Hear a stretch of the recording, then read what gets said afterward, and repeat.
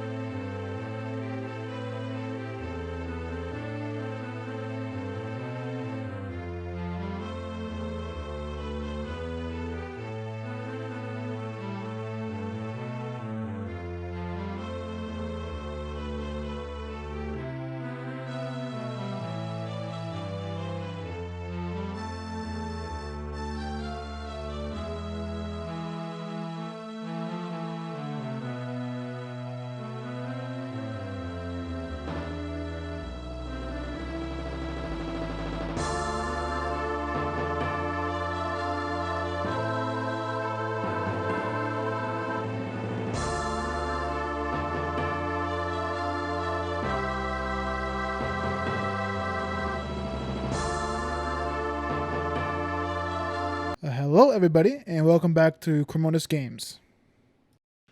Today we're going to be doing something a little bit different than we usually do. It's going to be an analysis video about the original Elder Scrolls game Arena.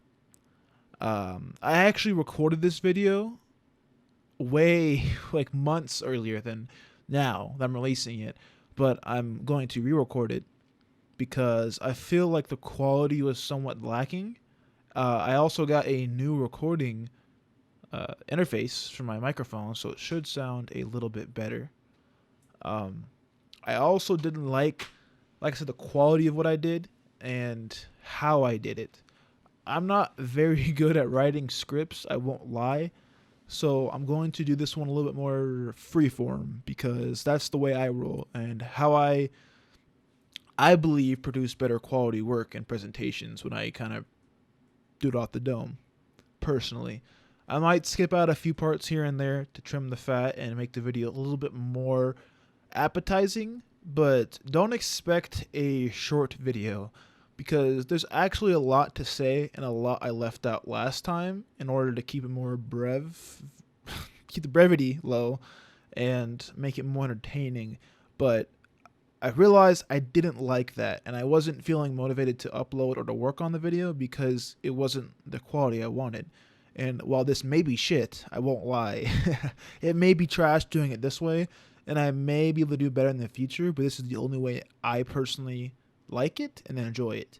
I also am going to apologize to you guys. I'm not a reviewer. I don't really review games. It's not going to be very professional. It's going to be a lot of my own thoughts and issues and good things about the game, but I think there's merit to that, and I guess I'll just go ahead and transition to that. The thing I think I can give to you guys in this video before you guys go and watch the rest of it is I think I can give you a really good analytical. I guess what I bring to the table is my own thoughts and opinions, and I feel like I can give you a good argument as to why I think these things, and a lot of you won't put the time in to play this game. So instead of playing it, you can listen to me talk about it and then decide if you want to play it based off of that, which I think is valuable for a lot of people because it's kind of old game. It's kind of hard to get, and honestly, it's just quicker to watch I don't know how long it's going to be, like a 20 to hour long video about a game that you're not going to play, that you might spend, like I did, a shit ton of time on for no reason.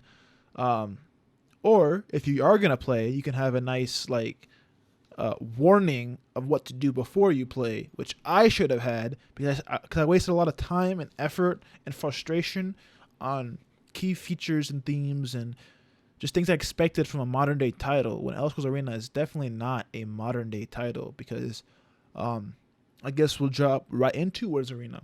Sorry, the transitions might be weird. Yeah, they might be a little bit weird and wonky, but again, I'm just really freedoming most of this because I feel like I am much better at that than the script I wrote, which doesn't sound very good to be honest. But I'll use it as a guideline. So if you guys see me jump from topic to topic, just know I don't have ADHD. I'm just dumb. Not that people with ADHD are dumb. I'm not saying that. I just can't keep track of my thoughts, and I hate thinking ahead of things. So I use it freedom. And yeah, keep with that. So what is Arena? Arena is obviously a single-player game. It is the first game in the Elder Scrolls franchise, and it's a landmark game in the role-playing genre for a lot of reasons, actually. I'll get to those later. I'm going to stop saying that because you guys are going to hear most or all of my reasons in this video because of how long it is. So it's a single-player role-playing game. I already said that. It was released in 1994 with a lot of bugs and complaints, which means people didn't really receive this game very well, which I can see with the more completed patched, community patched, and Bethesda patched version of it. It's kind of buggy. It's not the best game in the world. I'm going to try to look at it objectively. In my initial review of this game, I was very critical, very disliking of the game, but I have more perspective and space from that review, from my gameplay, and my frustrations. And it's actually a decent game. I won't lie. So like I was saying, sorry for tangents. You'll get to know that about me. I go off on tangents really far, actually, like right now. But yes.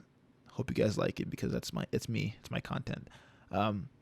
So it released a lot of bugs and complaints, which meant the game only sold about 3,000 units, which if you're making games, it's not that much. 3,000 units is not going to cover the cost of production, the cost of paying salaries.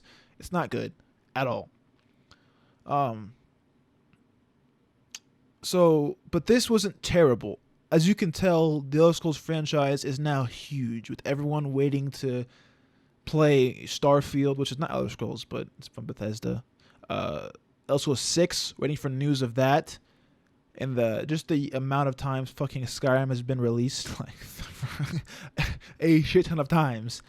People love the Elder Scrolls series, and they eventually narrowed down and sharpened their content to make legendary titans such as Morrowind, which I'm playing on my channel right now, Oblivion, and Skyrim, which are all fantastic games in and of themselves, and just legendary, and not just RPGs, but the game industry itself. Like Skyrim is one of the highest selling games of all time, not including, like, if you put that on a list of highest single player games of all time, it's definitely up there, like really high. Which multiplayer games usually sell better, but we'll go on to that later. Hope you guys didn't hear that little snippet of my ads for my thing. I'll just cut that out anyways. So Arena is really just a foundation for a bigger series, and it itself had a very, very tumultuous development, and I'll get more into that. I'm not going to say that. I'll talk about that later. I'm going to say it anyways. I just want to make sure you guys know, like, this is a disclaimer. I'm not a professional. I just make videos of games, and I like games a lot. So this may be pretty amateurish, but I think it's still valuable, like I said earlier. So I had initially set up more a set of criteria, which I'm going to try to follow in this new review, my old review, but I might deviate and add more to it, and I might add more aspects to it, but I can't give you a guideline of what I'll add, but I can give you a guideline of what I had. So I had about 5 things. I had level design, fun, story, mechanics, and world building slash design is the main focuses I had on my last review and critique of this game. And I feel like those are very important aspects to games that I look for at least, and especially for RPGs. And I feel like any of those failing, well, a lot of them are tied in together, but any of those failing are kind of, you can tell. And you can tell a lot in Arena. So I'm actually going to combine the last two, world building and design, which is, I mean, I made it one and when I said 5, but those are kind of tied together in Arena specifically because of the way the game plays. I had to tie together. I'm not sure if I'm going to tie it together this time, but we'll cross that bridge when we get there, to be honest, guys. So we're going to start with the story. Not in the order I said them in at all. But it is definitely in order that we'll figure out in post-processing. So the story of Elder Scrolls Arena is initially presented by a cutscene before you start even creating a character, telling you about the background of what's going on. And the overall gist of the cutscene, I'll play it now. So the cutscene, like you guys just saw, was pretty generic. It's along the lines of the Imperial Battle Mage Agar Tharn betrays Earl Septim, blah blah blah, and Taline, captain of the Imperial Guard. And then Tharn's assistant, Rhea Silmain, ends up drawing the Dream Sleeve, which is a really interesting thing in Elder Scrolls lore that I don't think I'm qualified to talk about. But if you guys want to know more about it, look up Dream Sleeve because it's really cool. It's not just magical wumbo jumbo. It's like actually really, really fucking cool. But the Dream Sleeve, and then basically brings the player a key. Well, that might be later on. After you get a key at some point in the beginning, and tells the player to escape, saying the player character is the only one who can stop Tharn and his tyrannical rule. This plot takes a while to develop and understand, and I'm just giving you guys like a run through of what the actual plot is, because most people don't finish the actual initial dungeon, which, yeah, I see why.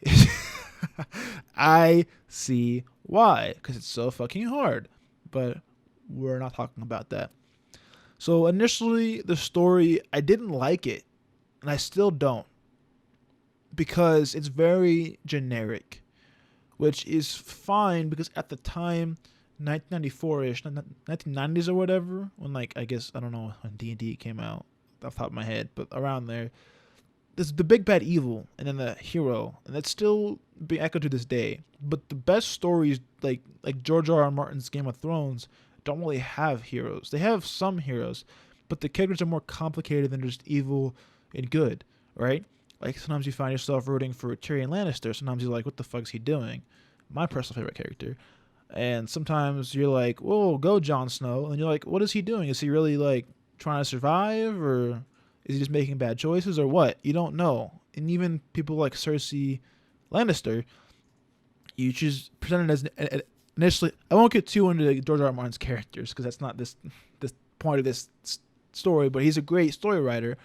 And the way he presents his characters is that they're not black and white. There's actually an interview with him where he specifically says characters that are black and white are just boring. And there's a lot of good characters, a lot of good stories that have that, but not this one. It ends up being boring. And then it's like, Tharn has no depth. You have no depth. You don't want to make any choices other than, oh, let's go kill these things that are evil. Orcs are evil. Goblins are evil. All these things are evil skeletons. There's no depth to any of them, which is fine for certain enemies, but it's just not fun. Like, it's hard to immerse yourself in a world where, one, everyone shits on you in taverns. Fuck those guys who hate me for being a Redguard. And two, that everyone deifies you for doing the most simple task, like saving somebody. Like, it's not that big of a deal. Like, you just defeated a dungeon and defeated Tharn and did all this stupid shit. It's not... And let me not harp on the story too much, because I understand, right? I watched an interview because I was looking more into, well, I was interested to begin with, but I was looking more into like how the Elder Scrolls series was made. And there's an interview with one of the creators, which I will link in the description if I can find. I'm pretty sure I can find it, so it should be there. Where he talks about how the game was initially, well, it was called Arena because it's supposed to be a gladiatorial game, and then later on it became an RPG. So the writers had to adapt the storyline to be an RPG. Initially, an Arena game wasn't gonna be much of a story, which I can see because again, it's very generic. It's not very deep, and there's not much lore story wise and like cutscene and stuff wise. There's more lore later on, and I'll get to that. And I think the world building section, but the lore in this first game, at least from a consumer a game player standpoint, just called player, wasn't very good, and that's just kind of sad because it has potential, and I guess it gets expanded upon later on in the series, but yeah, for an RPG, not up to par. And I understand why, like I just said. It's part of that non-allocated time kind of thing. But it's also some more holes I want to point out is like the Tharn is uber powerful, Emperor of the Realm, but he can't stop one weak little shitter who honestly at the beginning of the game is super weak from doing anything. You can't find him, you can't stop him. Like you'd assume he knows where the Staff of Power is located, or Chaos, sorry, Staff of Chaos, and he would have like put fucking guards there that were decent, like Iron Golems could have kicked my shit if they showed up early on in the game. But that's just part of a lot of games is they don't justify how things happen. They just make you want to progress, which is not fun if done in a forceful way, which is how this game operates. Like I said, it's really just info dumps. It's hard to get your bearings. The story is not very good at explaining anything to you other than very basic shit. So like when I first got out of the first dungeon, I was so confused on what to even do or start. And throughout many times I'd look up guides and be like, yo, what the fuck am I doing? And I didn't actually figure out till about mid-game or I start powering through the game. Because I figured out what to do. It's not good at explaining, which it doesn't have to be tied to the story, but it's also something like you should incorporate that if possible, and they didn't even try. So the next section of this video is going to be about world building and design, because that's kind of a big part of RPGs. And design is very important in a game. If you want people to play your game, it's got to be designed well, which you can have the greatest story in the world. You can have the coolest concepts, amazing fucking combat. But if it's designed like shit, people are not going to play it. Which is, I guess to me, design is like putting everything together in a digestible way for the consumer. That's what I think is very important. Because you're marketing to players that are buying your game and playing your game, and if they don't like it, if it's not digestible easily, it'll turn a lot of people off, which makes you lose a lot of customers, not just monetary wise, but fans, people who enjoy your game because they're just like, I don't want to put in this work, this effort, or this is just annoying. They don't play because there's plenty of games out there that are more fun, more enjoyable, and can more cater to them. So yeah, I'm just get into this topic because it's very, very juicy that I have. So the world building of Elder Scrolls Arena is a big mess. Things I enjoyed about it are the map, locations, and atmosphere. Those are done really, really well, and I can point out a multitude of things that made me really vibe with this RPG, this old RPG that was made in 1994 that I enjoy, that I think a lot of games could add. And there's also some things like towns and dungeons which are just not good and super bland, which I don't. Whoops, sorry guys. Which I don't. It's just very important in a game where we spend most of your time in dungeons and towns. But let me just say one thing that I think is just fucking aggravating about this game is that every dungeon is a giant fucking maze. Like every dungeon is just you looking for the door to go down. There's nothing in them. There's nothing in them. It's so fucking annoying. The best thing about dungeons is killing enemies for experience to level up, to get stronger and shit on them, which in the next dungeon is just fucking shit on you all over again. It's not fun. The mechanics are ass. The lava mechanic is ass. Water mechanic is ass. And the best thing in this game about dungeons is you can skip them using Pass Wall, which is a spell you can buy as a mage. Or I guess anybody can buy it, but you can't use it really. Unless you have Magicka or whatever it's called in this game. It's just so annoying. It's so fucking annoying, and it's really bad design. If you're going to make a maze level as a game, it has to be like one-off, and it has to be good, and it has to be rewarding, because mazes are so boring in and of themselves. Like, they're just so boring. You go and you walk. You walk. Adding enemies to fight that are difficult or annoying are not fun. And especially the beginning maze, I'm not sure if I had a map I pulled up when I was playing, but I can show you guys like how close to this like start the actual if you watch my series, I spent a lot of time on the first, not initial dungeon, but the first Staff of Chaos dungeon, or I guess the location finding it or something. I don't remember exactly what it was, but I spent a lot of time there, like a few episodes, and I end up the location of the key item is like right next to the front door, which is fucking bullshit. That's horrible level design. You should never have something like just you can spend your whole time on a level and then it goes deeper and deeper and deeper. It's only one floor, this one is, just to have nothing happen. And then even then you can still go deeper into the keep. And it's cool. Like the whole level design is kind of cool the way it's built, but there's nothing to find. There's nothing to find. It's random loot. It's just enemies that are annoying and god-awful, like spiders, who are way too fucking hard for this early in the game, by the way. Skeletons, which are also kind of hard. Minotaurs, which are fucking annoying. And goblins. And they're just sprites, and they're not good.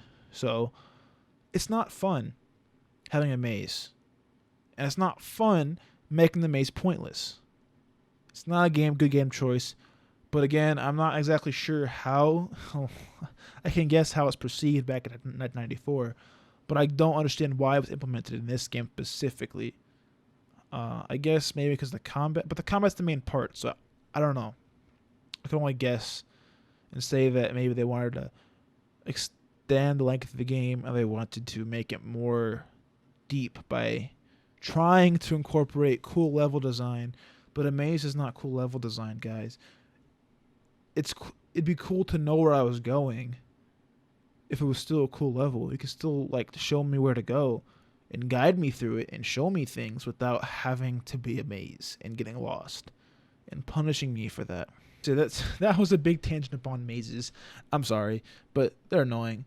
Also the shops. Let me talk about the shops real quick. The shops suck. The shops are god awful. So one more thing. The towns are mazes themselves, so that's bullshit. Having more than 2 inns in one town is ridiculous and shouldn't be a thing. And I'm glad they fix it in Skyrim at least, and I think Oblivion for the most part. You don't need a shop that sells the same thing. It's stupid. You don't need an inn that has same resting points. It's stupid. And if there's so many that it's hard to find things, and you tie Radiant quests to those things, what the fuck? What the fuck?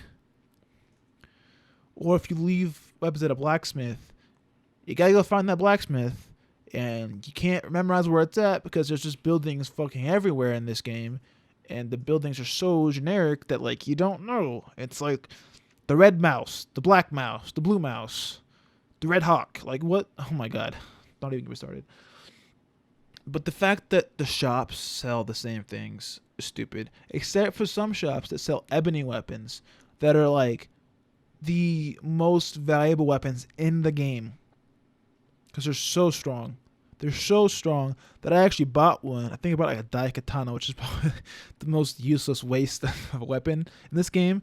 But anyways, I bought that and it just caked everything. And it leveled up my skills so much that like it's worth it. But the fact that only certain shops sell it and they're all like random ass names, it's not cool. It's not fun. And it's really annoying because I had to look up where to find it. I had to look through a list of shit instead of looking through like hundreds and hundreds of shops that are just not worth it. It's just not fun. It's not like you never find that in a game because you never go to all these shops, which is just a waste. It's a waste of a good mechanic of having hidden gems. Like if say they had those shops in the capitals of the provinces, that'd be cool. Say they have these shops where like the capital was super rich shop that had all high end items that you could buy cool stuff at, but you don't go up there till late game or something like that. I don't know. That would have been more cool, and I think it was just maybe it was too hard to add back in the day, but I doubt it because it's a game, and they could definitely make that better. And like maybe it's higher prices in the capitals. Like you went to the capital and it was like maybe it's overinflated, but you can still buy ebony weapons. That'd be cool. Like, yeah. And this game, its pride and joy is its massive size. Well, this and Daggerfall are huge, huge games. The procedural generation is still not a good business practice for games in modern day. I'll tell you why. You can take a modern title like No Man's Sky, which, by the way, is a good game now. But when it first came out, it was way after Elder Scrolls Arena. And it used procedural generation. But it wasn't highly acclaimed because it was so boring. It was so bland. And that was back in... that was recently. Like 2016, 2015 or so, I think. It's 2017. Something like that. So it was very recent game. Arena is not. And it didn't work there because of the same reasons it doesn't work now. Is because it doesn't provide enough variance. Everything's the same. I rarely ever use the wilderness in Arena because I know there's dungeons you could find. And you could technically walk to each province. But it would take hours of like real life time. And that's just stupid. Because there's nothing to find. There's just random encounters that don't give you shit but experience and very minimal to start out with. That it's just a waste of a mechanic that I think is just not good. So like, it's technologically cool to have that, but it ends up hindering. Is that a word? Hamper? Is that a? I'll use the word hinder. Ends up hindering like the fun in the game. It ends up making it not fun and menial. And like it's cool to say you have precision generation. It's kind of like a keyword people use, but it's not good in practice. It's just a waste of time. And if they made the walk into things like shorter and have more things packed in, like maybe some wild dungeons that give you some like new weapons or I don't know, stat points in this game, very necessary, or items, that would have been more cool. And I'll actually go into some of the Daedric artifacts. Is that what they're called? Later, because those dungeons were worth it, and one specifically was really fun. But I didn't figure out till later. So some more design. Okay. I feel like I mapped over the map of Tamriel itself, or not mapped over, brushed over the map of Tamriel itself. The locations and the names and the fact they flesh it out so well is nothing short of spectacular. Like, it's really good. Whoever made the map, whoever chose the names and the places and all that stuff was really talented and good at their job because that's cool. That's cool. Having a detailed map in any game, book, or whatever is important. And it adds so much to the fidelity of the game and the lore and the deepness of it. Because even if it's not fleshed out like game wise, it's just cool to see. And it's like this place really exists. This place is here because of this reason, or this name of this is super cool. I wonder what it could mean or why it's named that. Or if you play from later games in the series, you'd be like, oh, why is this mountain called Dagoth Ur when it's actually a person name? I don't know. That's cool. But anyways, it's just cool. It's just cool. The map's awesome. Nothing bad to say about that. The main story locations are also cool. I like the little description they have before the places. I like that. It adds to the lore more than anything else in this game really has. But yes, it's well done and enhances the atmosphere. Those are cool. But there's no characters in this game. There's no NPCs you really talk to that mean anything or do anything. And that's kind of a turnoff in RPGs. That you're fighting people and working for people. It feels like it's just a big monster game, which is not fun for an RPG. You can't really role play. You can't. Taverns are meaningless. Every character you talk to sucks. Shits on you or has no depth to them, which I get. It's kind of hard in the scale of the game to have depth. But at the same time, like, it's an RPG you're making. You can make less characters and not proceed generate them and have some depth to them. The main quest characters were still shitty. Like, they'd only go fetch this thing for me so I can take a location and divine the other scrolls to find that fucking piece of the Staff of Chaos. Like, get the fuck out of here. It's so boring. And there was a few times where it was interesting events, like the guy who died in his cell trying to steal something. I don't remember who it was, but I'll put it up. That was a cool moment. Yeah. Sorry, I got lost. But the fact that nobody does anything makes it feel like nobody actually matters in the game, and that everyone's just a regular shitter does nothing but you who achieves things. Even the royals are just fucking standing there, waiting for you to arrive. Basically, you're the center of the world, and nothing happens without you. The guards are there. The guards don't do shit when you sneak into castles. I mean, some guards spawn, but they're like warriors and shit. The generic. The guards don't rush you. You can swipe at a queen or owner or leader of province or town or whatever, and they won't do shit to you. You can't steal from them. You talking to them basically only gives you like quests of like go put my cousin into this province for some reason or another, which is stupid. Absolutely stupid. It's not fun.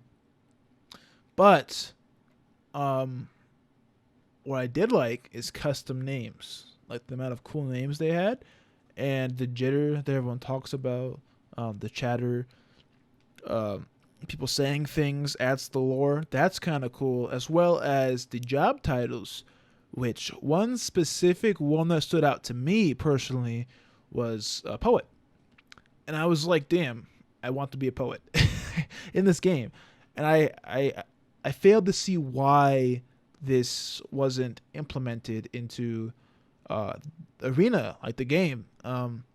Well, not the game, I guess, but later Elder Scrolls titles. Like, being a poet was so cool. And games like Skyrim have like paper and charcoal, but you can't do shit with them. It was like one quest that uses them. And I'm like, that's a waste of items. I personally dislike items when they're just there for aesthetic, or things that are just there for aesthetic. Imagine, right? Imagine you're playing Elder Scrolls and you're not slaying dragons, you're not fighting goblins and evil wizards, but you're sitting there writing a fucking poem. And you're making money off of that. And maybe, well, I guess in Daggerfall, I think money wins you the game, so that'd be cool implemented there. But other games, it's combat focused. It can still be combat focused, but what if, like, you need money to buy cool armor or cool weapons, and one way to get the money is be a mercenary, or another way to get the money is to be a poet?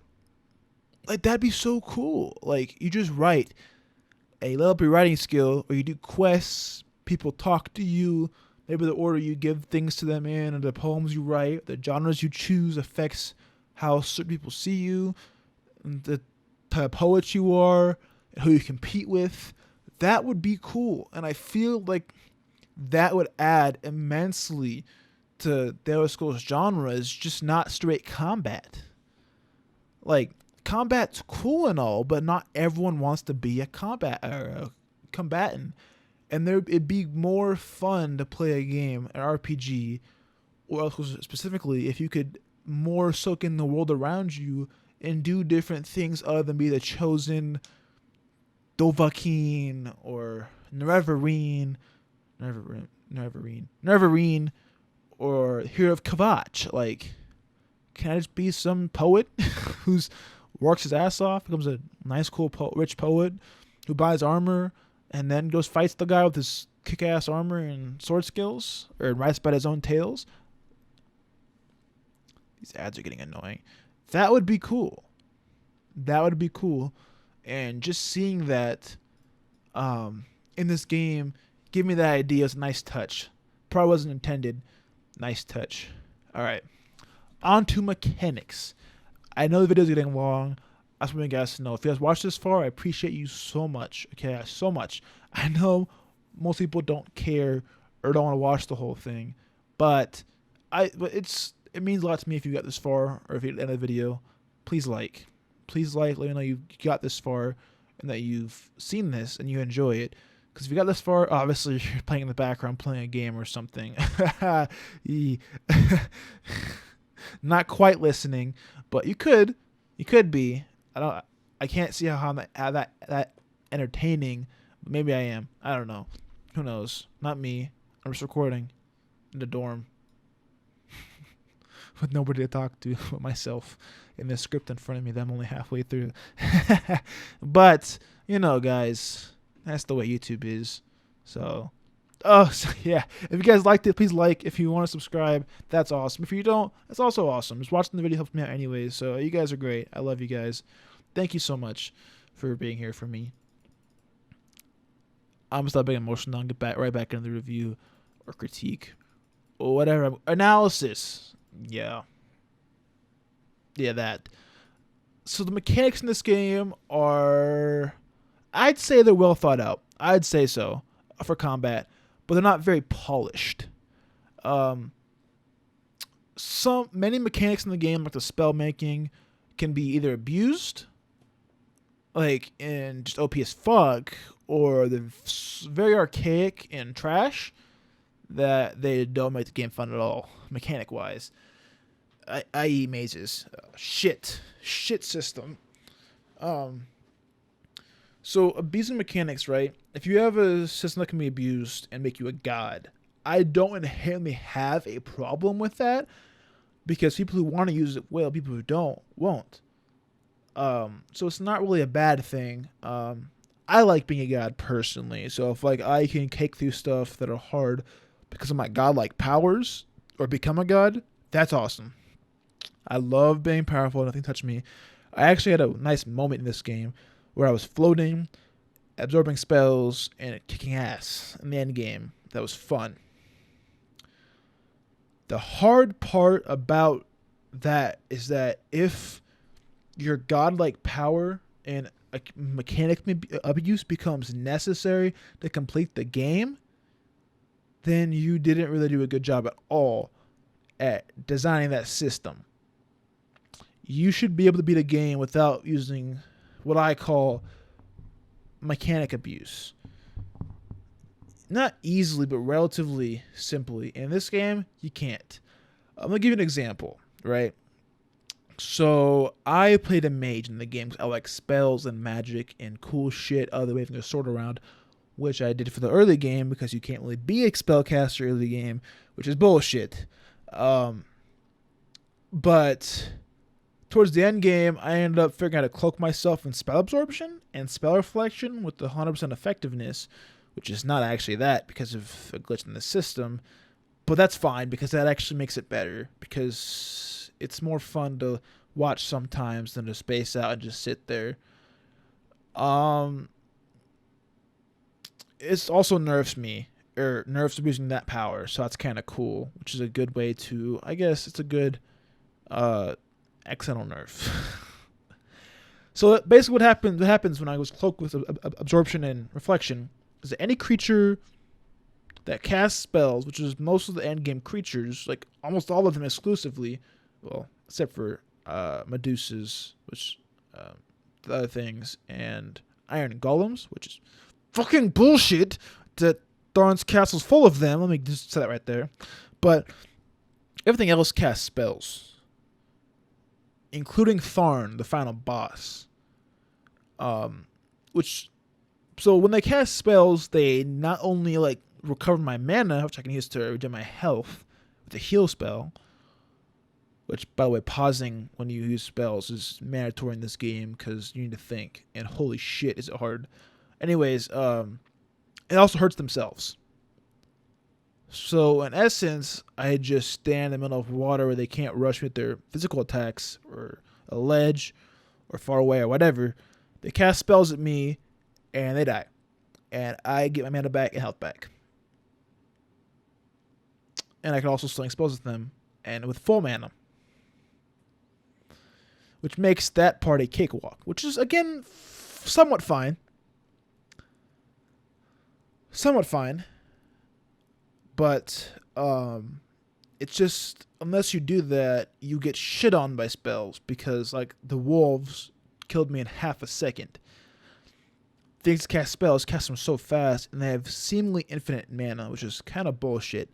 But it makes it almost mandatory to have that. I can't imagine playing the game as a mage unless you buy potions of spell absorption and reflection. I can't imagine that.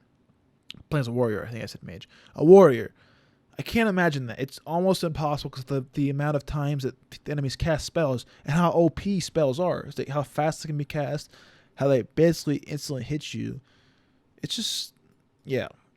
Another thing, the mechanic that I found was abusive was pass wall, which when I figured out, drastically improved my dungeon clearing speed and fun because the mazes became less bullshit if I could find a map online of what to do, and I could go to the exit, which is the main point of mazes is the exit. Or else it takes like an hour each fucking dungeon, which is stupid. And it still did even without knowing the maze. But you can also get past some keys, some key rooms, and skip game mechanics and shit like that, which is actually kind of fun because they're kind of shit in the first place. But it made the game more fun, in my opinion. Being able to pass through walls and just the fact that mazes can do that, or mages can do that, can change the way you play the game, which is important in an immersive sim.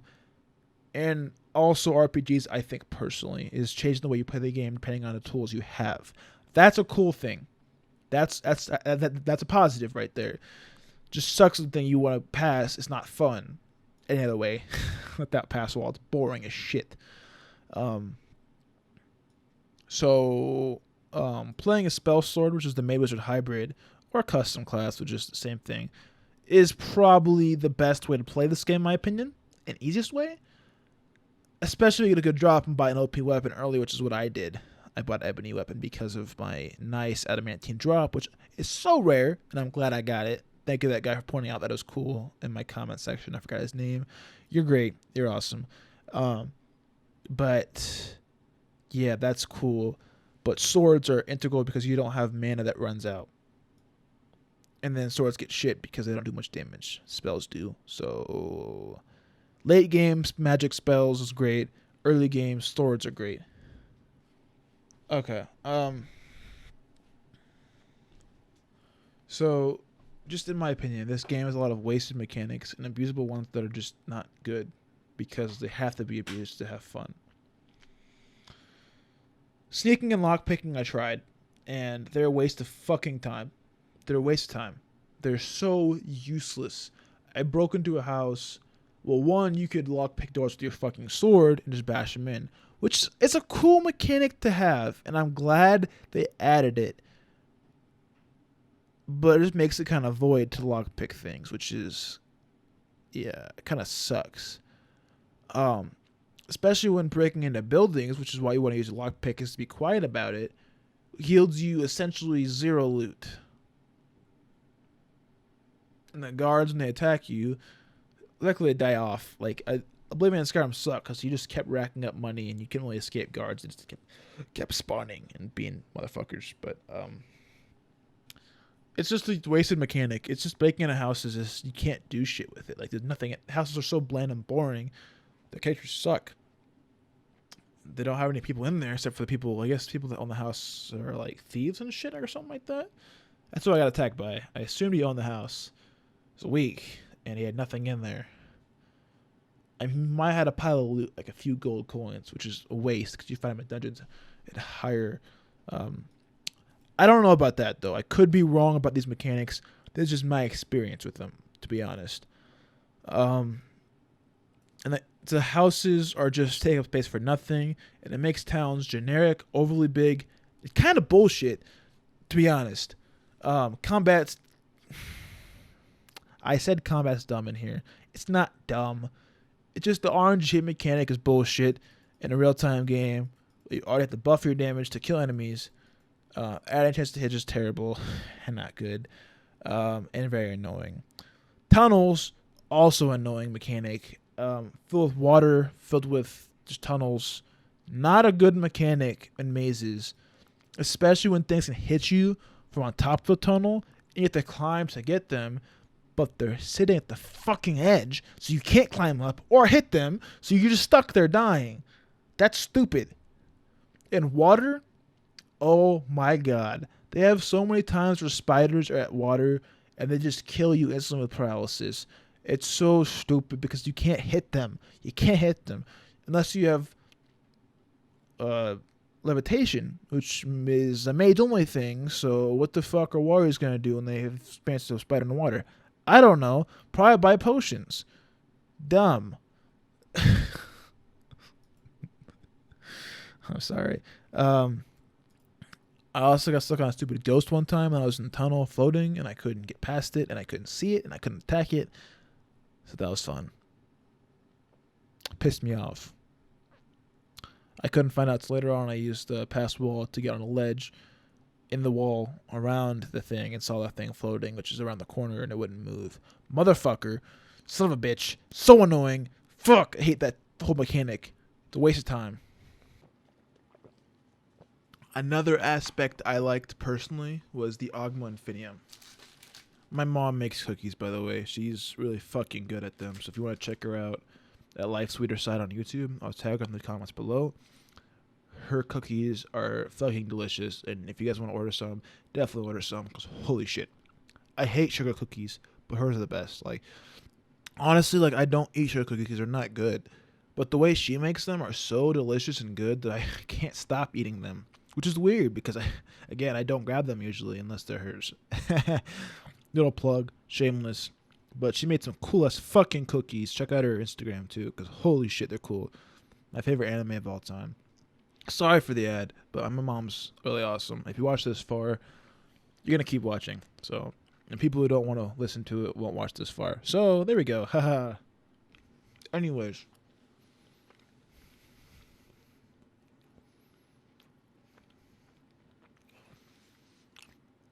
There's this thing with RPGs, specifically open world, and it's like, I forgot what it is, but it's like the density of things to find, or attention drawers. How far in between playing, how long it takes you to find something of interest, I think is what it's called. And that's integral to how fun a game is. Like immensely integral. Shit, guys. I'm just noticing my mouse pad's super dirty. And it's really cool mouse pad. Huh. Okay, anyways. This game is riddled with fun things in between boring stretches of menial tasks and time that are not fun. And there's a lot of mechanics that I just didn't realize till later, which could have affected how I played earlier and had more fun earlier. And that sucks.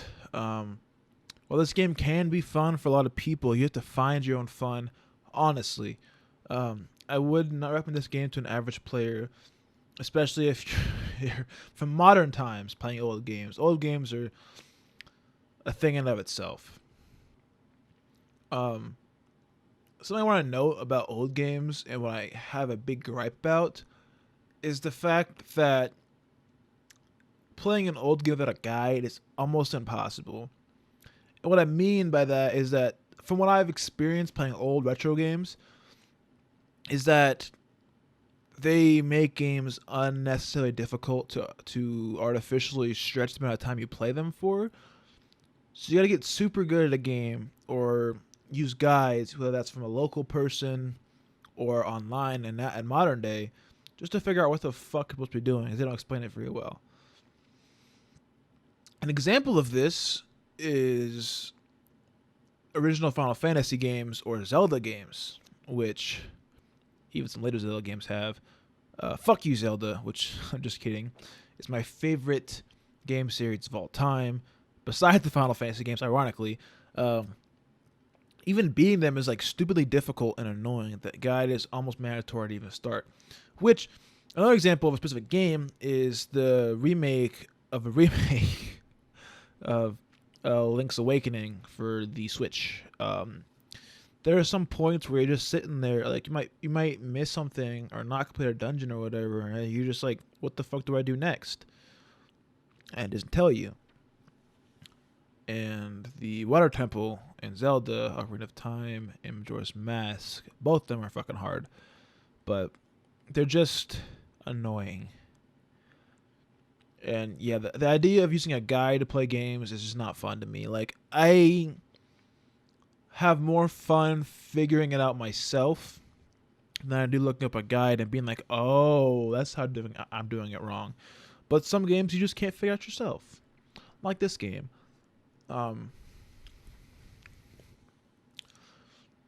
You can actually fuck up your character creation really bad if you do a certain combination of stat allocations or get fucked by RNG from level up. This is just all assuming you don't use the Augma Infinium, which, God, thank the Lord I used that, because that let me max out a few stats. It was super nice and fun. The Augma Infinium was really fun for me looking for that and finding it. Personally, I enjoy the idea that Digital Artifact can do that. It can permanently boost your stats, and I didn't use any of the weapons because a 4-layer dungeon to find a 4-layer dungeon is annoying. That's 8 layers of mazes that I don't want to do. And this game's not fun. Other games, fun artifacts, digital artifacts are fun. Like Skyrim's a lot of fun. Oblivion's really fun. I haven't played Morrowind and found them yet, but they're super fun in those games because they're not OP, but they're nice and they look cool and they're fun little quests. I like that. But yes, if there was a guide, you might fuck up your character. And I think I did at the beginning of the game, at least gameplay wise, and I got stuck so many times because of my stats and my items that it's just not, and you can't really go back. You might get stuck and like screwed, which happened multiple times where I had to like basically wish luck or just grind, and that's not fun. That's not fun in this kind of game, and that kind of takes away from the fun, which is why I think it's a stupid business practice to have in games.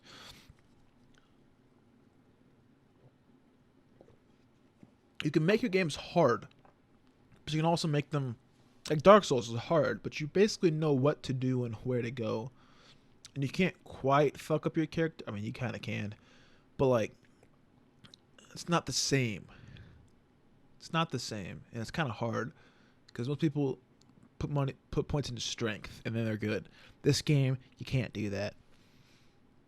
So let's move on to the last section. I'm not sure how long this is gonna take. Personally, I hope it'll be quick. My final thoughts on this game are that it's not a bad game. Assuming you play it correctly and know how to make your own fun or use guides.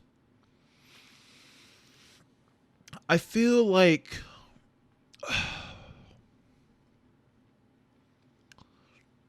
I want to give this game a rating out of 10 because it's an analysis video. I gave it a previous score. I think I'm going to stick with it. And this rating is not based on This rating is based off my own preferences. So all this is 100% objective. I haven't figured out what I'm gonna make the system called. I think stars are generic. I like to tailor it to my channel, if possible. But for now, we'll just use like points. I don't know. I'm gonna give this game a 7. I said 6.5 to a 7, but I don't like the idea of delineating scores into half points. Half points are necessary. I saw someone who's like a 6.75 once. What the fuck does that mean? Sorry, I'll watch a video about that. Don't worry about that. Never mind. I'm gonna give it a 7 because I'm taking into account its legendary status as a precursor game to a legendary series. I'm also somewhat taking into account its retro, but I'm also not taking it super high into account because it's a game, and a game is objective. Well, no, it's not. It's highly subjective. I lied. But a game can change depending on the century, but it doesn't make it less fun necessarily. If it ages, that's a problem with the design. Same with media consumption. Well, all media pretty much.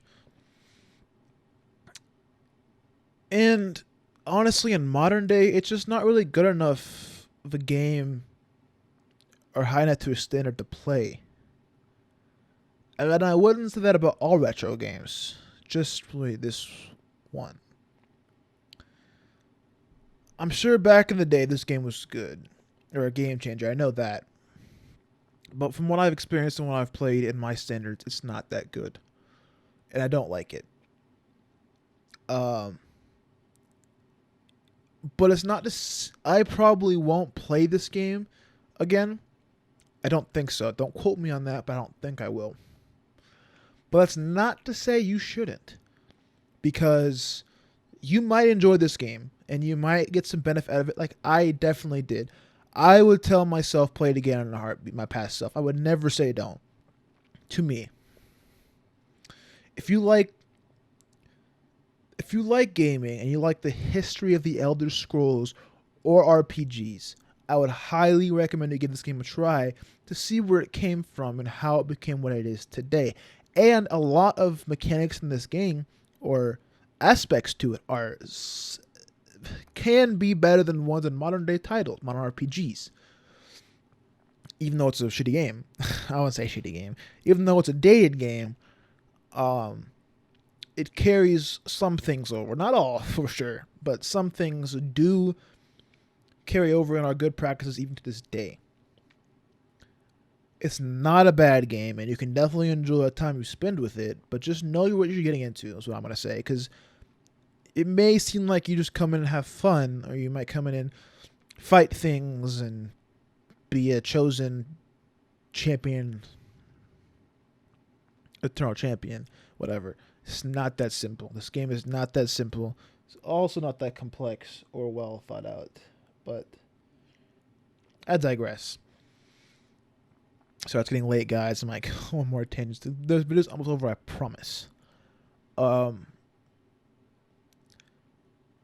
Yes, so all in all, this game is great. It's good. Sorry. All in all, this game is okay. To some people, it might be the most amazing game ever made. To others, it might be shit. It depends on who you are and how you want a relationship with games, I guess. For the most majority of people, you're not going to play this game. You're not going to enjoy it. It's a waste of your time. But some people might find a few hidden gems out of this, especially people who want to make games or RPGs, like me.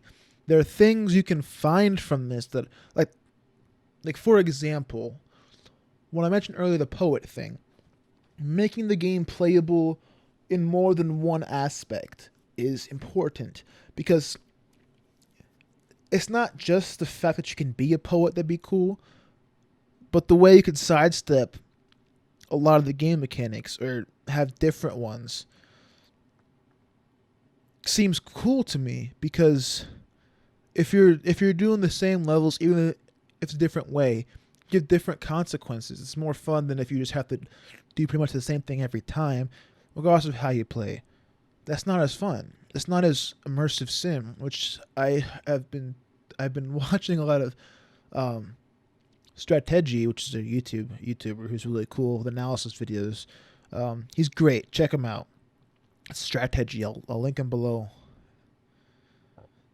because he's cool, and I mentioned him. He's great at analysis videos. He's honestly amazing, and I hope I can be as entertaining as him one day. But I'm not super worried because I'm my own person. But anyways, immersive sims are cool. Immersive sim RPGs are even cooler. You watch his video about immersive sims if you want to figure out more what that means. But multiple way to do things is a must, and I think should be adopted in modern day. I understand why it wasn't in this game, and I won't hold it against it because it's kind of an old game. But just some food for thought right there.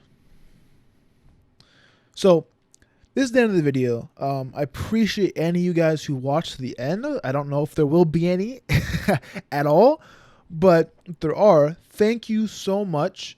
Thank you. I want to get that out of the way. I appreciate you watching this video. I appreciate you sitting through it, even if it's in the background playing when you play games. I understand. Please, please, please. The most important thing I want from anybody watching this video is that you comment and you tell me how I can do better. Tell me what you'd like to see in the future. If you like these videos, like the video.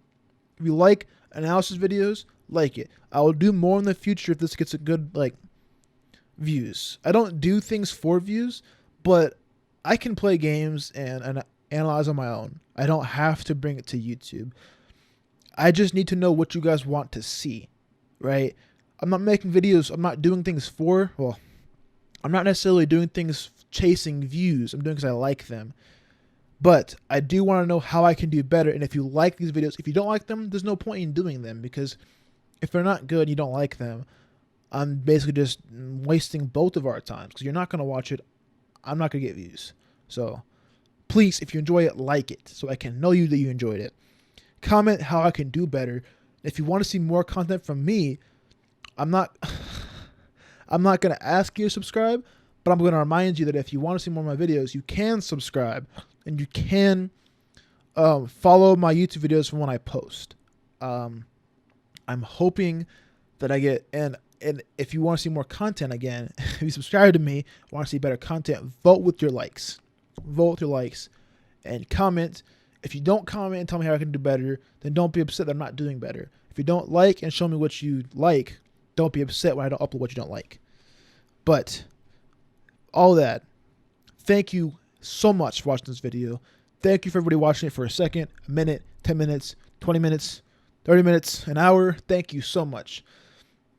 I hope everyone watching this video, whether or not they got here or not, has an amazing rest of their day, night, evening, whatever.